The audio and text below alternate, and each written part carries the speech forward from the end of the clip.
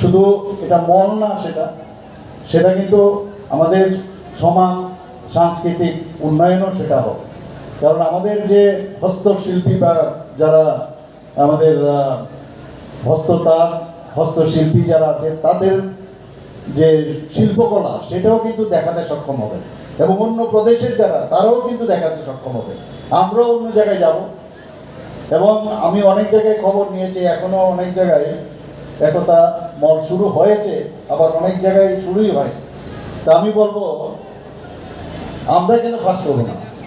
আমি এখানে যারা কন্ট্রাক্টররা আছেন আমি বলবো যে আপনারা অ্যাজ আর্লি অ্যাজ পসিবল বিষয়টা আপনারা দেখবেন, এবং এর মধ্যে আমরা মনে হয় যে এখানে যে পুরো ডিটেলস এখানে বলা হয়েছে যে 18 একর জায়গা এখানে, 4.18 একর জায়গা এখানে, এবং 45টা স্টল হবে, 36টা কমার্শিয়াল স্টল হবে, এবং 8টি জেলার জন্য স্টলও থাকবে সেখানে।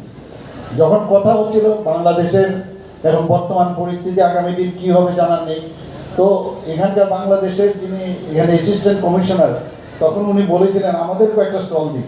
তো আমরা বলেছিলাম যে ঠিক আছে আপনার জন্য ইন্টারন্যাশনাল হোক না, অসুবিধা কী। তো সেই রকম একটা চিন্তা ভাবনা আমরা করেছিলাম।